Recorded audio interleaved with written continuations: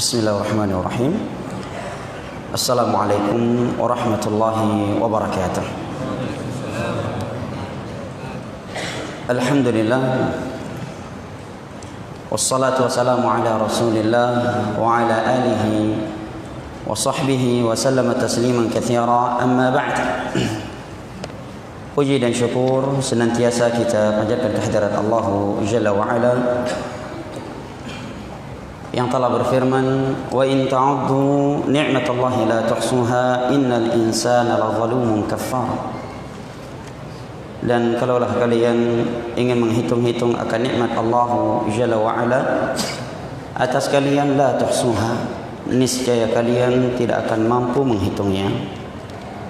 Sesungguhnya manusia itu pelaku kezaliman dan kekufuran. Alhamdulillah, dengan berkat nikmat kesehatan dan kesempatan setelah hidayah taufik dari Allah Jalla wa Ala, kita dapat berkumpul kembali di rumah Allah Jalla wa Ala yang mulia ini pada kegiatan yang mulia ini, kajian tafsir Al-Quranil Azim karya Al-Imam Ibnu Katsir rahimahullahu ta'ala. Maka kita memohon dan berharap kepada Allah, sebagaimana Ia telah mengumpulkan kita saat ini di rumahnya yang mulia ini, pada kegiatan yang mulia ini, agar kembali mengumpulkan kita semua di tempatnya yang paling mulia, syurga Firdaus di hari kiamat kala. Amin ya rabbal alamin.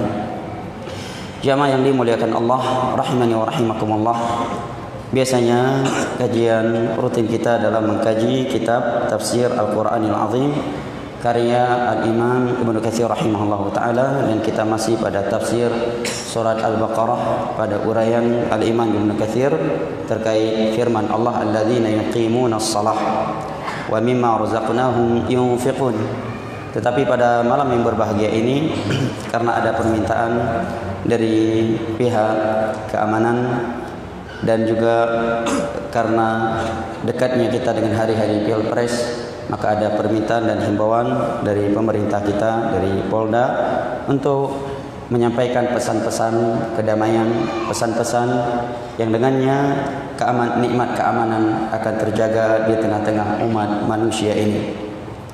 Maka mengingat firman Allah Jalla wa Ala, wa ta'awanu 'alal birri wat taqwa wa la ta'awanu 'alal itsmi wal 'udwan, dan hendaknya kalian saling tolong menolong di atas kebajikan dan di atas takwa, dan janganlah kalian saling tolong menolong di atas perbuatan dosa dan permusuhan.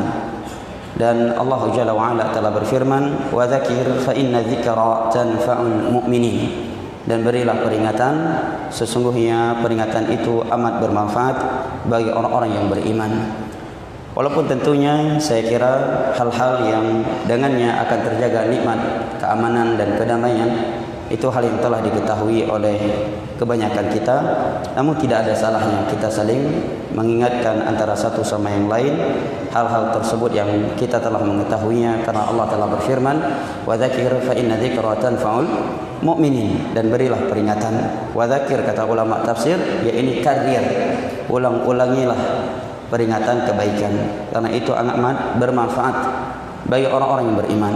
Dan juga mengingat dekatnya hari-hari Pilpres, maka terkait pembahasan ini saya ingin menyampaikan beberapa poin, ya, sebagai bentuk mudzakarah sesama kita di malam yang mulia ini, bukan sebagai penyampaian kepada orang yang belum mengetahuinya, tetapi dalam rangka mudzakarah di antara kita.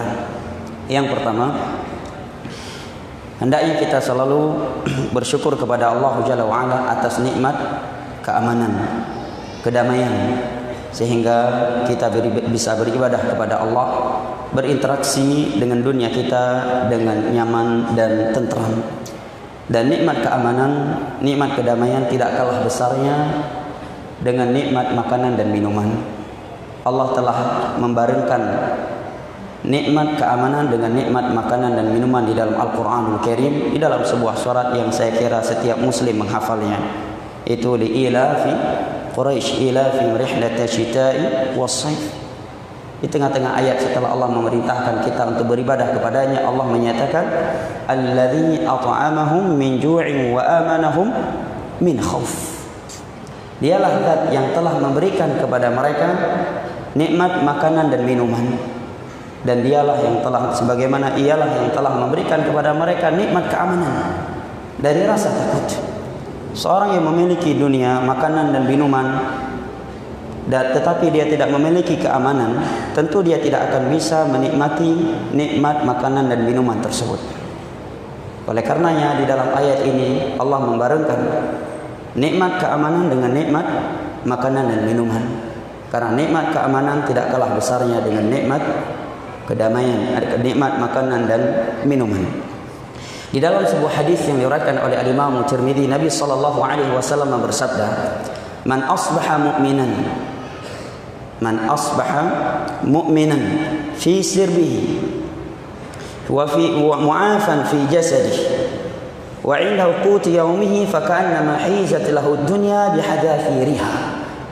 Nabi sallallahu alaihi wasallam bersabda, barang siapa yang ketika bangun di pagi hari dia merasa aman terhadap nyawanya, keluarganya, dan diberikan kesehatan pada fisiknya, serta memiliki makanan pokok untuk yang mencukupi hari itu, maka orang yang seperti ini seakan-akan dia telah diberikan dunia beserta isinya untuknya.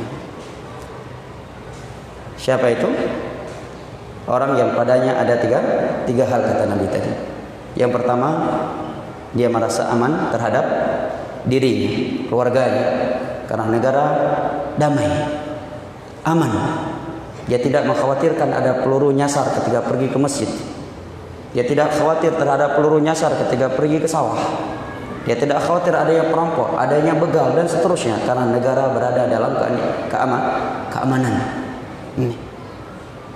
Yang kedua kata Nabi SAW, diberikan nikmat kesehatan, sehat tubuhnya. Yang ketiga kata Nabi SAW, dia memiliki kebutuhan untuk hari itu. Orang yang seperti ini kata Nabi SAW, faka'annama hizat lahu dunya bihadafiriha, maka seakan-akan telah diberikan kepadanya dunia beserta isinya. Maka dari itu hendaknya kita bersyukur kepada Allah atas nikmat keamanan, kedamaian dan persatuan yang telah Allah berikan kepada kita. Dan Allah telah berfirman, wa idh ta'adzana rabbukum la in syakartum la azidannakum wa la in kafartum inna 'adzabi lasyadid. Dan ingatlah tatkala Rabbmu mengumumkan, apabila kalian bersyukur kepadaku atas sebuah nikmat yang telah aku berikan, niscaya aku akan tambahkan nikmat tersebut atau nikmat yang lain kepada kalian. Ini kaedah agar sebuah nikmat itu terjaga dan berkah. Bersyukur kepada Allah. Rukun syukur ada 3 kata para ulama. Yang pertama, al-i'tiqadu bil at-ta'aruf bil qalb wal qawlu bil lisan wal 'amalu fil jawarih. Meyakini di dalam hatinya, dia berkeyakinan dalam hatinya bahwa wa ma bikum min ni'matin faminallah.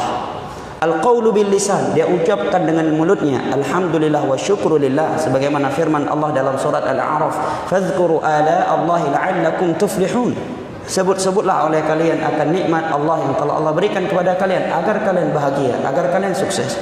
Yang ketiga, dia realisasikan dengan amalannya, dengan perbuatannya. Allah berfirman, i'malu ala Daud syukra. Wahai keluarga Daud, beramallah kepada Allah sebagai bentuk syukur kalian kepada Allah Jalla wa'ala. Maka hendaknya kita bersyukur kepada Allah atas nikmat keamanan dan berterima kasih kepada seluruh pihak seperti keamanan dan yang lainnya yang telah bekerja dan berusaha semampu mereka untuk mewujudkan keamanan, kedamaian di tengah-tengah umat manusia ini, sehingga mereka bisa tentram dan nyaman dalam beraktivitas agama atau dalam urusan dunia mereka. Yang kedua, poin yang kedua yang hendaknya kita saling bermudzakarah demi menjaga nikmat yang mulia ini, agar kita bersikap bijak terhadap sebuah berita yang sedang viral, yang sedang nge-booming, yang sedang hot, ya, karena bisa jadi itu hoax. Betapa banyak berita nge-booming, viral, tershare ke sana sini, ya, seakan-akan itu berita benarnya seperti rona matahari di siang bolong, rupanya hoax. Dan terkadang berita yang hoax, yang ngebumi, yang viral tersebut dapat menyebabkan pertumpahan darah, pemberontakan terjadi, caci makian sesama kaum muslimin.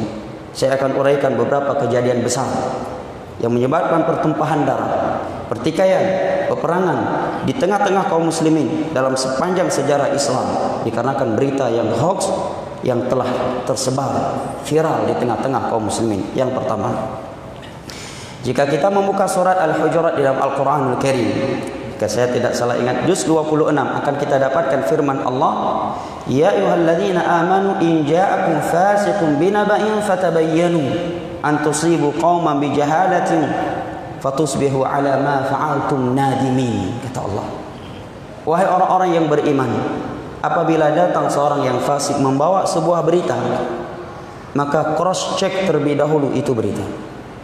Cross check itu berita, cek dulu. Jangan sampai kalian menyikapi suatu kaum berlandasan berita yang kalian belum cross check. Rupanya keliru, akhirnya kalian akan menyesal. Terkadang seorang baru menyesal terhadap aksinya setelah terjadi pertumpahan darah, terjadi peperangan di tengah kaum muslim, baru dia sadar rupanya ini trik para politikus, rupanya selama ini kita digiring oleh para politikus, dan seterusnya. Ayat ini kalau kita buka tafsir Ibnu Katsir akan kita dapatkan beberapa riwayat tentang sababun nuzul ayat ini. Yaitu tatkala Nabi SAW mengutus sahabatnya kepada suatu kabilah Arab untuk mengambil zakat.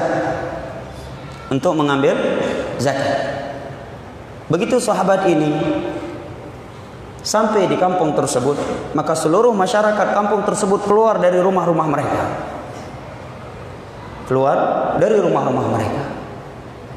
Maka sahabat yang diutus oleh Nabi untuk mengambil zakat dari mereka ini melihat kok masyarakat pada keluar dari rumahnya. Dia mengira bahwa mereka akan menyerang dia karena dia datang untuk mengambil zakat. Dia pun langsung lari balik ke Nabi SAW menyampaikan, ya Rasulullah, setiba aku di sana mereka keluar semuanya ingin menghadang. Maka dalam riwayat tersebut disebutkan sampai-sampai Nabi ingin mengumumkan peperangan terhadap mereka. Ya, di saat kondisi sedang tegang seperti itu, Nabi sudah mulai menyusun rencana peperangan. Datang beberapa tokoh dari masyarakat setempat menyampaikan kepada Nabi, ya Rasulullah, kami melihat utusan Anda lari ketika melihat kami keluar dari rumah-rumah kami. Kami khawatir dia salah paham terhadap sikap kami. Padahal kami keluar dari rumah-rumah kami tujuannya adalah untuk menyambut beliau. Beginilah cara masyarakat kami memuliakan seorang utusan dari orang yang mulia, bukan untuk menghadangi. Subhanallah. Coba kalau sempat tidak ada komunikasi yang baik, apa enggak terjadi peperangan? Miscommunication menjadi sebab pertumpahan darah yang dan tidak meng-cross-check suatu berita bisa membuat seorang salah dalam bersikap. Apalagi berita-berita palsu zaman masa sekarang luar biasa dibungkus. Terkadang ditambah satu ayat Al-Quran, ditambah satu hadis Nabi, ya, ucapan yang hikmah. Pada tujuannya untuk nilai-nilai dunia yang ingin dia raih. Ya, dia tidak punya respect sedikit pun. Dia tidak respect sedikit pun sebenarnya untuk nilai-nilai Islam. Tapi dia lihat ini ada kesempatan untuk menamakan Islam, maka dia akan menggunakannya sekalipun akan menyebabkan pertumpahan darah terkadang. Di sini Nabi SAW ya bersikap bijak, tidak langsung mengambil keputusan untuk menyerangi masyarakat yang tidak mau menerima zakat, karena rupanya mereka bukan ingin menghadang, tetapi keluar dari rumah-rumah mereka ingin menyambut utusan Nabi SAW. Tapi sekilas kan kalau orang nggak paham kan ini pasti menghadang, karena mereka tahu kita datang ingin mengambil zakat, ambil harta mereka. Tiba-tiba mereka keluar kerumunan, 85% penghadangan, sangkaan kita, ya kan? Begitu pula terkadang sebuah berita, ya, di berbagai media beritanya sama. Padahal semua milik media tadi satu sumbernya, ya, semua media itu satu pemiliknya. Ketika dibaca di media ini A semua, akhirnya dia langsung mengambil kesimpulan dan membangun sikap di atas berita tersebut. Padahal bisa jadi 50 media tadi pemiliknya satu orang, atau dari satu sumber. Yang sangat mungkin itu keliru. Andai kata sumbernya pun banyak, maka sangat mungkin juga itu keliru. Contoh yang kedua, jamaah. Ini masih di masa Nabi SAW. Kejadian-kejadian besar dikarenakan berita viral yang nge-booming di tengah-tengah masyarakat, rupanya hoax. Tersebarnya berita di Madinah bahwa istri baginda Rasulullah SAW, Siti Aisyah, berzina dengan sahabat Nabi yang bernama Safwan ibn al-Mu'attal. Satu sahabat terbaik. Kenapa saya bilang terbaik? Karena beliau salah satu mujahidin ikut perang Badar tahun kedua Hijriah. Ya. Mujahid yang paling baik dalam sepanjang sejarah Islam adalah mujahid perang Badar. Ya, seluruh dosa yang mereka lakukan setelah perang Badar itu Allah ampuni. Tidak dimiliki oleh sahabat lain yang tidak ikut jihad Badar. Ini sahabat Ibnu Mu'attal. Apa sebabnya? Sebabnya, qarinahnya, indikasinya jelas. Andai kata di masa itu ada media seperti sekarang ini, mungkin seluruh media akan memuatkan berita itu, karena memang bahan untuk menyebarkan berita itu sangat kuat, yaitu di perang Banil Mustaliq. Nabi saat itu membawa Aisyah. Aisyah berada di dalam rumah di atas ontanya yang ditarik oleh beberapa pasukan dari bawah. Suatu ketika Nabi dan para sahabat beristirahat di sebuah tempat sebelum sampai di Madinah. Setelah beristirahat, mereka kembali melanjutkan perjalanan pulang ke Madinah.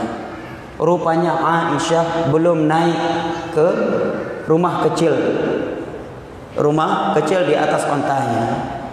Para sahabat yang menarik onta tersebut tidak sadar bahwa Aisyah belum naik ke dalam. Karena di masa itu dalam riwayat Sahih Bukhari disebutkan Aisyah di masa itu memang masih kurus, dan rata-rata wanita saat itu masih kurus. Nah,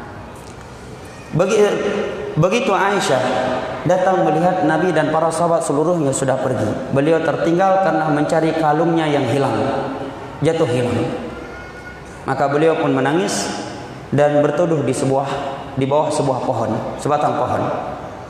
Tiba-tiba ada sahabat Nabi yang bernama Safwan ibn Mu'attal, yang beliau diberikan tugas oleh Nabi sebagai pasukan sapu bersih. Begitu ya sebutan dalam dunia militer, pasukan sapu bersih, Pak Irham. Ya, belakang pasukan paling belakang. Apa namanya? Pasukan sapu bersih. Siap. Pasukan sapu bersih. Iya, beliau diberi tugas untuk mengecek jangan sampai ada pasukan yang tertinggal. Beliau cek, melihat dari jauh kok ada bayangan seseorang, manusia. Beliau pun mendekat. Begitu beliau dekat, beliau melihat Aisyah, langsung mengucapkan inna lillahi wa inna ilaihi raji'un. Hanya itu yang terucap dari mulut beliau. Dan Aisyah menyatakan khammartu wajhi. Begitu aku melihat Safwan sudah dekat denganku, aku pun langsung menutup wajahku. Ini salah satu dalil tentang anjuran menggunakan cadar. Jadi itu bukan pakaian wanita ISIS, bukan pakaian wanita ya kajian tertentu, bukan pakaian organisasi tertentu, itu pakaian Islam. Ya, Nabi datang cadar belum ada di muka bumi ini. 13 tahun cadar belum ada di Mekah. Sekian tahun setelah Nabi berdakwah di Madinah baru ada turun sekian ayat dan sekian hadis tentang cadar. Masalah kita belum mengamalkannya, jangan kita hilangkan hukum Allah. Dan jangan kita hina hukum Allah. Setelah itu Safwan pun menyerahkan ontanya dan Aisyah naik ke atas. Tanpa ada pembicaraan sedikit pun di antara mereka. Yang keluar dari mulutnya Safwan hanya inna lillahi wa inna ilaihi raji'un. Begitu Aisyah naik ke atas, Safwan langsung membawanya tanpa ngobrol. Demikian mereka menjaga kehormatan seorang wanita. Mungkin miuru agam lawayo kan kagak mekra le kacut yodek. Nyo hana urang lain yodek yodek bang waktu beret adik itu adik uyuk mak bekang ni. Nya dapat pelung bertiga hari. Padahal inang kok. Ya. Mungkin akan gombal dikit, ya kan? Akan gombal dia, akan merayu dikit. Ya. Tetapi beliau tidak mengeluarkan ucapan apapun dari mulutnya kecuali inna lillahi wa inna ilaihi raji'un. Begitu beliau sampai di Madinah atau hampir sampai di Madinah, di saat seluruh pasukan dan berkumpul di situ, mereka melihat Safwan berjalan dengan Aisyah. Kuat enggak Karinah untuk dijadikan bahan menuduh sahabat ini berzina dengan Aisyah? Kalau di masa sekarang ini mungkin sangat kuat bahannya, ya kan? Bisa-bisa mungkin ini akan dijadikan bukti. Ya. Maka orang-orang munafik mengambil kesempatan untuk merusak Nabi SAW. Tujuan mereka untuk merusak nama Nabi SAW dan Islam. Langsung mereka viralkan berita bahwa Safwan dan Aisyah telah berzina. Subhanallah. Dan itu berita betul-betul viral di Madinah. Tershare ya ke dalam masjid, tershare ke rumah-rumah, tershare ke kalangan anak-anak, kaum wanita, orang-orang tua. 1 bulan penuh tidak turun ayat Al-Quran. Sampai-sampai Nabi kebingungan, benar atau tidak. Sampai-sampai Nabi berkata kepada Aisyah, wahai Aisyah, kalau kamu berzina, beristighfar kepada Allah. Allah akan mengampuni dosamu kalau engkau jujur. Ya? Dan kalau engkau tidak melakukannya, maka Allah akan mensucikanmu. Dan Aisyah menyatakan dalam riwayat tersebut ada sikap yang berbeda dari Nabi saat itu. Beliau agak lebih dingin daripada sebelumnya. Nah, syahid singkat dari cerita tersebut yang sangat panjang dalam Sahih Bukhari.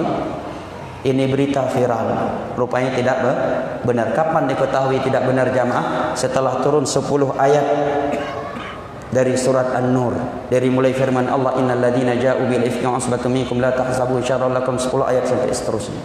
At-thayyibatu lit-thayyibin wa thayyibuna lit-thayyibat wal khabithatu lil-khabithin wal khabithuna lit-thayyibat, sampai ayat itu. Baru semuanya sadar. Ini menerangkan jamaah apa? Tidak semua yang namanya berita viral itu benar. Karena sebagian orang ketika nge-share ke grup sebuah berita, ini berita besar yang apabila kita menerima akan mencela seorang yang mulia, orang besar. Dia alasannya ini udah viral kok. Emangnya kalau udah viral betul? Udah pasti benar. Ini viral, juga viral. Berita Aisyah berzina dengan Safwan sangat viral, hot, sangat nge-booming di Madinah. Seluruh kalangan menerima. Bahkan sebagian sahabat Nabi termakan menyebarkannya. Antara yang menyebarkan berita viral tersebut adalah sepupu Abu Bakar sendiri atau sepupu Aisyah sendiri yang bernama Mistah. Rupanya tidak benar. Rusaknya kehormatan istri Nabi kita sallallahu alaihi wasallam, ibunda kita Aisyah radhiyallahu anha, disebabkan apa jamaah? Hoax yang diviralkan. 2. Yang ketiga, kejadian besar juga disebabkan hoax. Viral berita di Madinah saat itu bahwa Nabi sallallahu alaihi wasallam telah mencerai istri-istrinya, dan Umar mendengarnya dari mulut jamaah di dalam Masjid Nabawi, bukan di warung kopi. Di dalam Masjid Nabawi viral berita bahwa Nabi telah menceraikan seluruh istrinya. Maka Umar langsung datang kepada Nabi sallallahu alaihi wasallam dalam riwayat Imam Al-Bukhari, mengetok pintunya dan bertanya, "Ya Rasulullah, atallaqta nisa'an? Apakah benar Anda telah mencerai seluruh istri-istri Anda?" Umar bertanya demikian layak karena salah satu dari istri Nabi adalah putri kandung beliau yang bernama Hafsah. Adapun kita kalau mendengar ada orang sedang dapat berita si fulan telah mencerai istrinya, enggak ada urusan kita datang ke rumah ketok pintu, ya apa benar Anda telah menceraikan istri Anda? Saya datang demikian karena saya mengingat dulu Umar pernah mendatangi Rasulullah ketika beliau mendengar berita Nabi mencerai istrinya. Apa urusan lu? Ya kan? Ya, karena Umar mertuanya Nabi. Kedua, beliau ingin menjaga nama baik Nabi. Maka Nabi menyatakan tidak benar wahai Umar. Maka setelah itu turunlah firman Allah dari surat An-Nisa, walaula fadlullahi alaikum wa rahmatuhu wa idza ja'akum amrun minal amni awil khawfi ada'u bi walau radduhu ila ar-rasul wa ila ulil amri minhum la'alimahu alladhina yastanbitunahu minhum walaula fadlullahi alaikum wa rahmatuhu lattaba'tum syaitana illa qalila. Perangai manusia ini apabila datang sebuah berita besar yang berkaitan dengan keamanan dan konflik suatu negara, perangai mereka itu asal nge-share aja, kata Allah. Ada'u bi, asal nge-share. Apalagi zaman sekarang, modal nge-share hanya satu tombol jari, langsung dibaca oleh jutaan manusia di seluruh dunia. Kata Allah, asal nge-share. Padahal kalau mereka kembalikan kepada Allah, kepada Al-Quran, kepada hadis Nabi dan kepada ulil amri kata ulama tafsir dua komponen. Pemerintah yang sah dan ulama. Maka mereka akan mengambil kesimpulan yang tepat dari berita yang viral tersebut. Andai kata bukan karena keutamaan dan rahmat Allah, niscaya kalian akan mengikuti syaitan. Kecuali sangat sedikit dari kalian yang tidak mengikutinya. Ini 3 jamaah. Setelah masa Nabi SAW juga. Di masa Nabi banyak lagi. Untuk menginginkan waktu, setelah masa Nabi SAW kita tahu ada peperangan yang disebut dengan fitnatul Jamal, perang Jamal. Apa arti Jamal? Onta. Karena di saat itu Aisyah menunggangi onta. Maka jimilahi anak ni abuh nana tayang-tayang leh ya Pak Ustaz. Mereka ni boh je orang kok ji bermarap anak-anak lu. Ngeboh tu nan Jamaluddin onta agama artinya. Ya. Nyo gebawara tengah tawaf gaya ni Jamal katibuk polisi di Arab kok na onta dalam Kaabah. Padahal ngan gaya ni ngenan Jamal. Polisi Arab kagak bu ikira onta. Kita mau Masjidil Haram. Karena ngangguk kok Jamal. Jamal artinya onta. Ya, Jamaluddin berarti artinya onta agama. Ya. Kalau kita bermaksud orang yang indah agamanya hanya double Jamaluddin. Ya, jadi jangan asal kasih nama. Apalagi nama itu doa. Jangan ikut kaidah takallam bil arabiyyah walau kana ngawuran. Ya. Jangan, ya. Tanya dulu bahasa Arab. Baik. Disebut perang Jamal karena saat itu Aisyah menunggangi onta. Beliau keluar sendirian, negara sedang konflik karena Utsman baru terbunuh di tangan kaum Khawarij. Ya. Beliau keluar, para sahabat melihat kok Aisyah ibunda kita keluar sendirian. Ya. Dan ini negara sedang konflik. Beliau tujuannya ingin mendatangi Ali, ingin memberi usulan kepada Ali agar Ali mencari para pembunuh Utsman. Tapi negara sedang konflik. Lagi kacau. Melihat Aisyah pergi sendirian, para sahabat berinisiatif untuk menemani beliau. Maka secara otomatis terbentuklah pasukan yang sangat banyak. Yang tujuan mereka dari kalangan para sahabat Nabi untuk menemani perjalanan Aisyah menuju Ali agar tidak terjadi apa-apa terhadap beliau di tengah jalan. Rupanya ada yang membosin kepada pasukan Ali bahwa Aisyah sedang berjalan dengan sekian pasukannya siap menyerang. Negara sedang konflik. Ya, pasukan sedang tegang. Kira-kira orang mendengar musuh datang, apalagi bawa senjata. Kira-kira dia nunggu ditembak atau nembak dulu sebelum ditembak? Ya kan? Maka terjadilah pertumpahan darah yang berkepanjangan.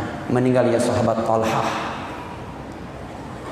dan beberapa ulama tabi'in. Sebabnya apa jamaah? Hoax lagi, ya kan? Hoax jamaah. Tertumpahnya darah dan terjadi pertikaian antara dua kubu sahabat Nabi SAW. Ini masa Nabi. Satu lagi cerita dari Ibnu Katsir dalam kitab Al-Bidayah wa Nihayah. Ini agak unik ceritanya. Ya, dan ini sangat mungkin apalagi di masa itu. Orang Arab. Ada seorang suami membunuh istrinya gara-gara hoax. Ada seorang suami dia ingin poligami. Kemudian dia beritahukan kepada seseorang. Rupanya orang ini tidak amanah. Dia mengadu domba antara dia dengan istri pertamanya. Dia datang pada istri pertama yang menyatakan besok suamimu akan poligami dan akan akad poligami. Dan yang saya ketahui calon istri dia ini tidak akan menerima suamimu kalau suamimu enggak punya jenggot. Maka satu-satunya cara agar suamimu gagal menikah nanti malam pas dia tidur kamu bawa pisau kecil, begitu dia sudah tidur cukur jenggotnya biar paginya dia bangun enggak ada jenggot lagi, enggak akan jadi nikah. Setelah itu datang ke suaminya menyatakan istrimu marah karena kamu mau poligami. Orang Arab kan kamu terima urusan dia, poligami hak dia. Dan dia sudah mengasah sebuah pisau kecil yang sangat tajam. Nanti malam kalau kamu sudah tidur dia akan menyembelih kamu. Maka hati-hati nanti malam. Maka tiba malam tiba dia pun pura-pura tidur. Di saat dia disangka sudah tidur oleh istrinya, si istri pun langsung mengambil pisau mendekat darinya. Tujuannya apa tadi? Cukur jenggot. Ya? Si suami sudah dapat api dari orang ketiga tadi bahwa istri ingin membunuhnya. Begitu si istri dekat darinya, dia langsung tusuk istri. Mati istrinya. Enggak terima keluarga besar istrinya. Datang bunuh suaminya. Pihak keluarga besar suaminya enggak terima. Perang antara dua kabilah, bersekian lama perang. Gara-gara apa jamaah? Hoax. Gara-gara hoax.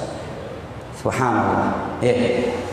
Maka poin ini perlu kita perhatikan demi menjaga nikmat keamanan, agar kita bersikap bijak terhadap sebuah berita. Yang kesimpulan sikap bijak seorang ketika mendengar suatu berita yang viral, kata para ulama, yang pertama, dia cross check benar tidaknya. Yang kedua, setelah dia pastikan benar berita tersebut, maka dia akan berpikir, yang kedua, apa manfaatnya kalau saya share ke orang lain? Dan kalau saya share ini akan mengakibatkan keburukan ataukah tidak? Ya. Kalau ada manfaat besar ya maka dia akan share. Kalau tidak, dia nggak akan share ya, karena dia tahu seluruh ucapan dan kalimat yang keluar dari mulut atau dengan tangan dicatat oleh malaikat dari semenjak kita berumur balik sampai mati, dan kelak akan kita pertanggungjawabkan di hari kiamat. Nah, taib. Kemudian yang berikutnya adalah bagaimana menyikapi apabila kita memiliki pemimpin, penguasa yang zalim, nepotisme, andai kata ada.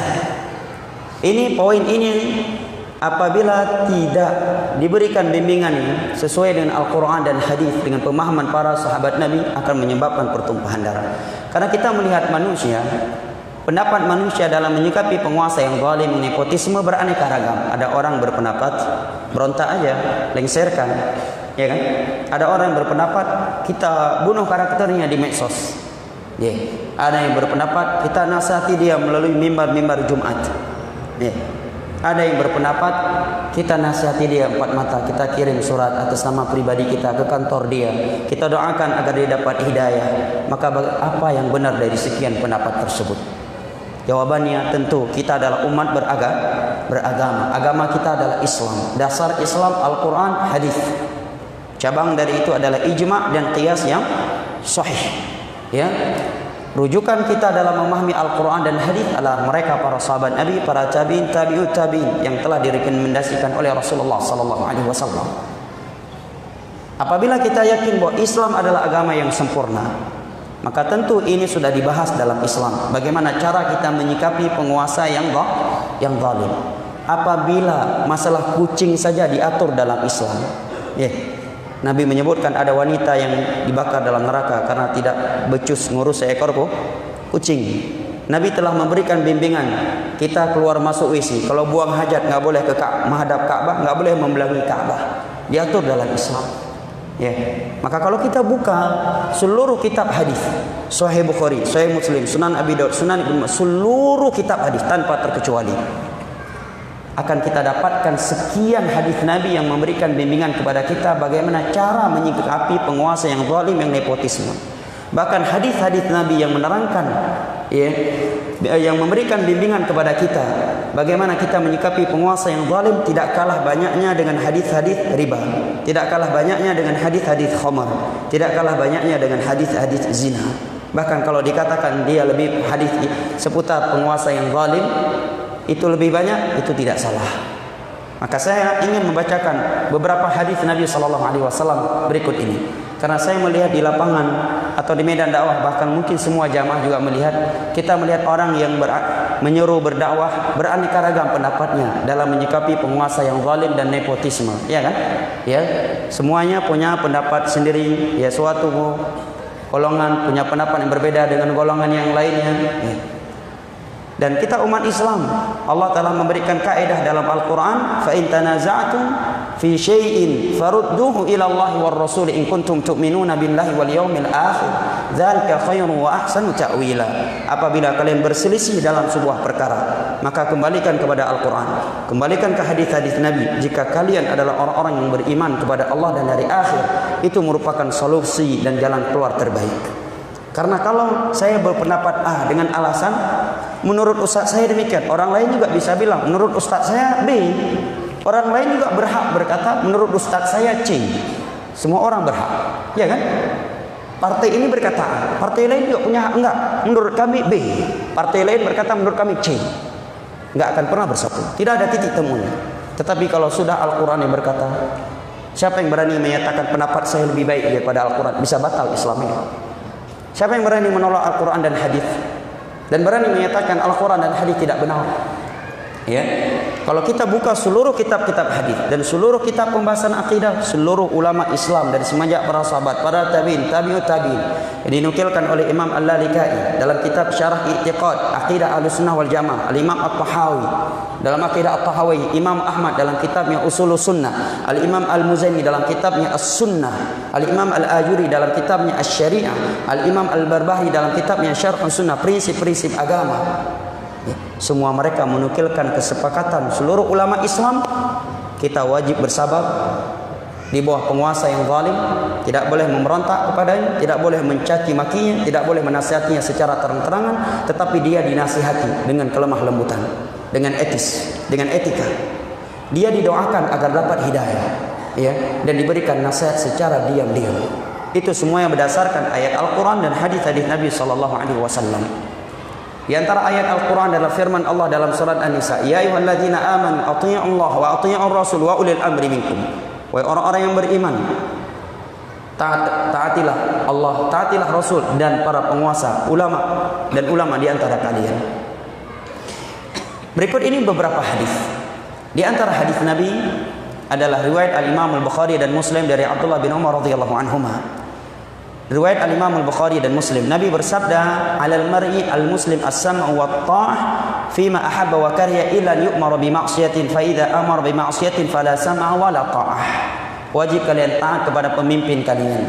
Baik kalian suka, benci, kecuali yang dia perintah maksiat. Kalian tidak perlu mentaati dia dalam maksiat itu, tetapi kalian tetap menjadikan dia sebagai pemimpin. Apabila dia telah memerintahkan kalian dengan sebuah maksiat, maka baru tidak perlu ditaati. Hadis kedua, dalam riwayat Al-Imam Al-Bukhari dari Anas bin Malik radhiyallahu anhu, Nabi bersabda, "Isma'u wa athi'u wa in istu'mila 'alaikum 'abdun habashi ka'anna ra'sahu zabibah." Tetaplah kalian mendengar dan taat kepada penguasa kalian, sekalipun penguasa kalian itu seorang budak saya dari Ethiopia. Ini kan pemerintah yang enggak syar'i, karena dalam agama Islam kalau kita menginginkan khilafah, syarat khilafah itu diantaranya pemimpin harus dari bangsa Quraisy. Harus bangsa Quraisy jemaah. Ya, harus dari bangsa Quraisy, Arab dan merdeka. Ini budak saya, Ethiopia. Kepalanya kata Nabi seperti buah kismis. Tahu ya buah kismis? Kurma yang sudah dikerutkan. Kiban, ule lagi kismis. Ya, saya kira ini bentuk yang sangat jelek kan?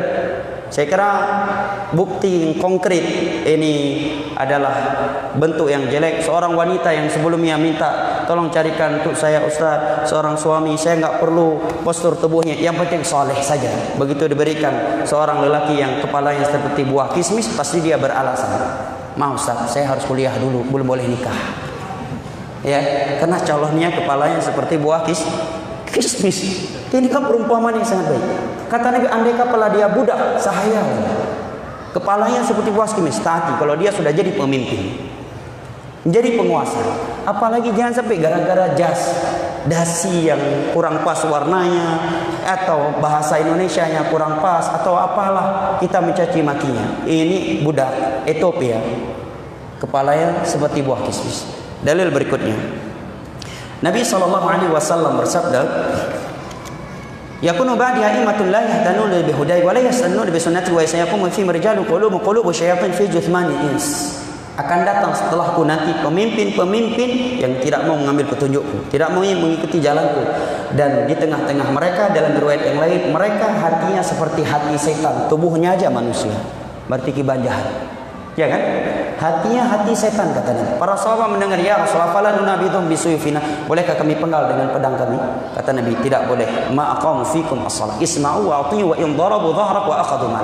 Tetap taat, tidak boleh memberontak walaupun harta kamu dirampas, punggungmu dicambuk, selama mereka masih menegakkan salat, demi menjaga darah jamaah, demi menjaga nikmat keamanan agar pertumpahan darah tidak semakin meluas.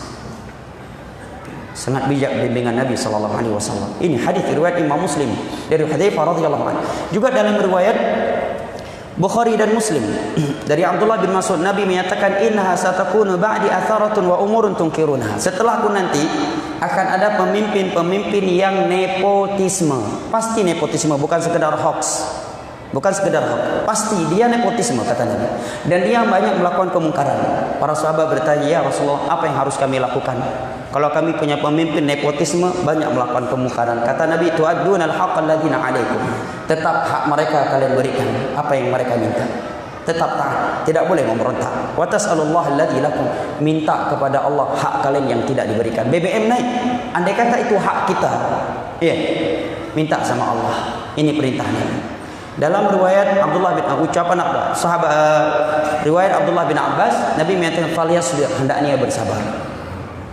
Bukan keluar ke jalan teriak-teriak menuntut dari mimbar. Nabi suruh sabar, minta sama Allah Jalla wa Ala. Adapun mereka tetap kalian taati. Subhanallah.